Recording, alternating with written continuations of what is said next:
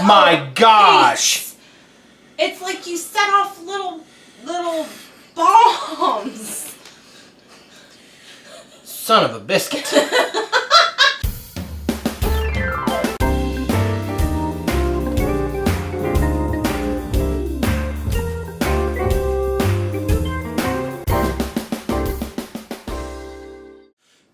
Hi, and welcome back to another edition of Cookin' Chris's Dishes, where we're cooking up dishes straight from recipes.crock.com, which is my beautiful wife's cooking blog. We're also having many heart attacks because my biscuits busted open.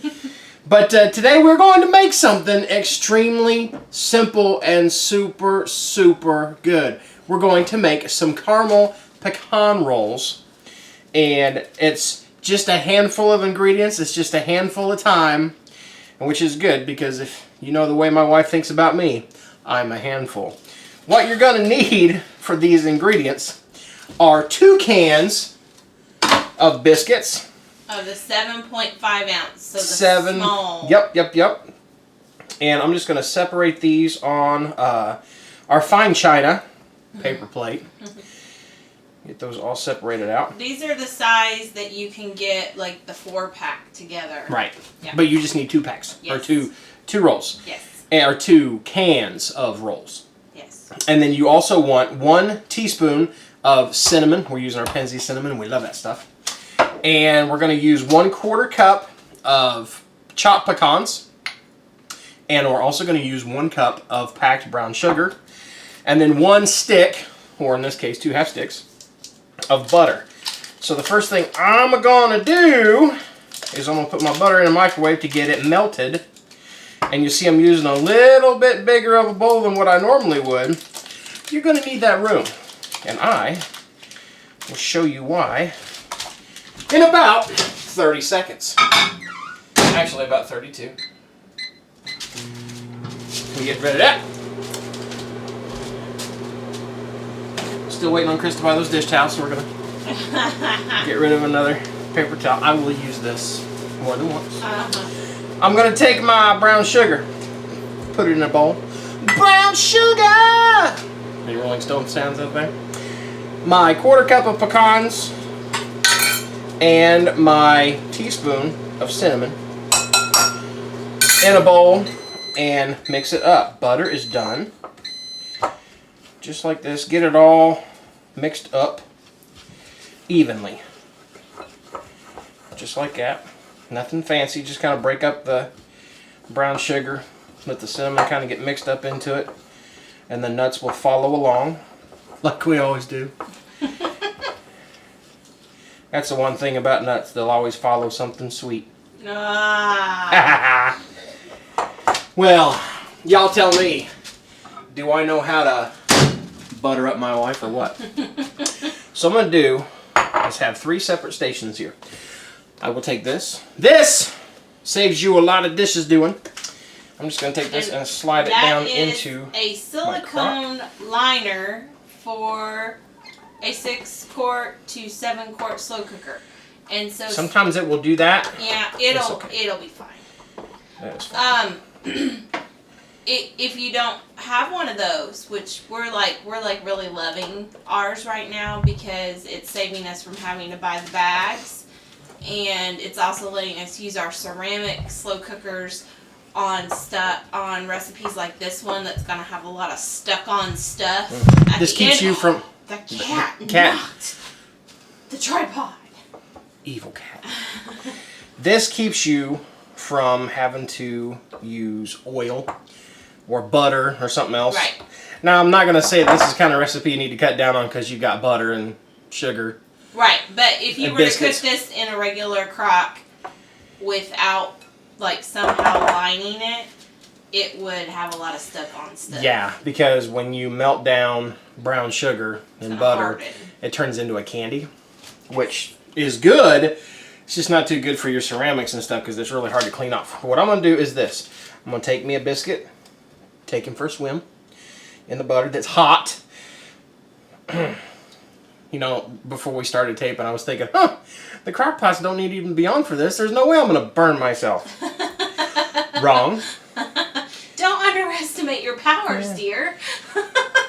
All I want to do is give it a bath in butter, then give it a bath in our little cinnamon and sugar and pecan mixture, and put it in the slow cooker. And then repeat this. Butter's not getting any cooler, Mike. Repeat that pretty much till your fingers fall off, until you run out of biscuits. So this point in time, How easy is this recipe, dear? It's so easy. Even a guy with burnt fingers can do it. I think instead of you watching me do this about 25 more times, I shall speed up the tape right now.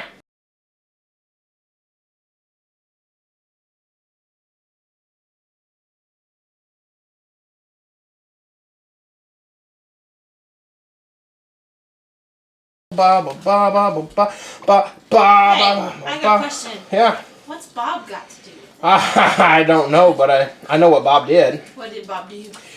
Bob used too much brown sugar On the early ones? the early ones. So Is it all Bob's fault? it's all Bob's fault. We're gonna just double this biscuit up like this. Okay. Some of that got on this plate. We will use this.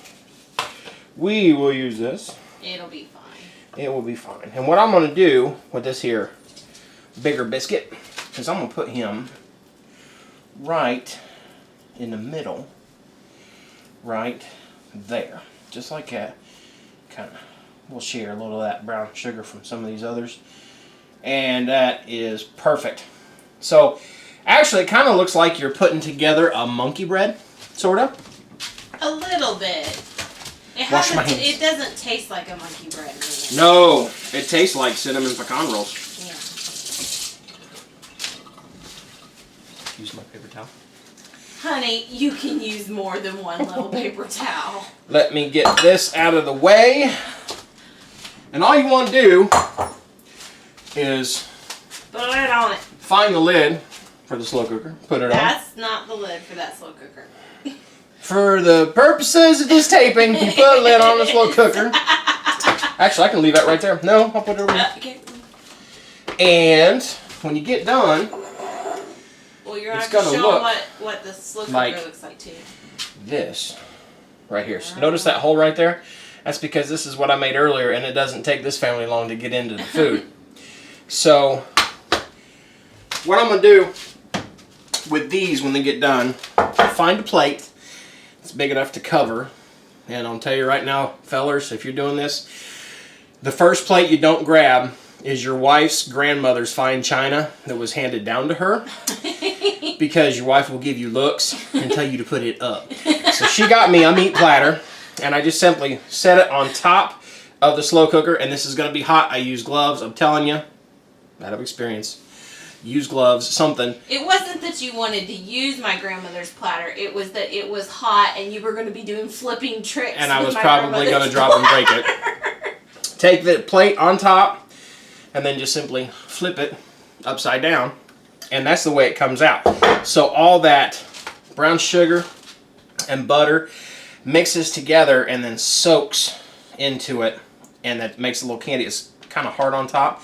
It's like a hard candy, like a sticky bun almost. Yeah. And then this, watch this. You see this right here? Just a little bit of cleanup on the sides. That thing's good as new. Yeah. Toss this in the dishwasher, maybe give it a little rinse. Listen to that. Listen if you can hear in this camera here.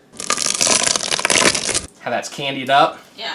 It'll that's rinse so off in the dishwasher. much easier to clean on this. That candy probably is pretty tasty too. I was hoping you'd let me try some. You're gonna chew. Yeah. Butter and brown sugar put together. It makes me remember when I was a kid, my mom would make pecan rolls. Now, Mama makes everything from scratch. So she would roll out the dough, spread it out, put on the butter, put on the brown sugar, put on the pecans, slice it up, roll it up, and put it in rolls and put it in a cupcake pan. And then when they were baked, she'd immediately take them out of the pan and put them on her serving plate. And then on the bottom of the pan, in each one of those little tins, was this gooey, buttery, brown sugary mix, and she'd scrape it out and put it on top of her rolls. Except for when I was around, she would put it on top of the rolls except for that last little tin, and she'd scrape it out and she'd give it to me, and it was like the best candy ever. So this reminds me a lot of my mom's, just a whole lot simpler to make. And of course, you know, it's not going to look real unless I have some, right? Yes. So I think I will.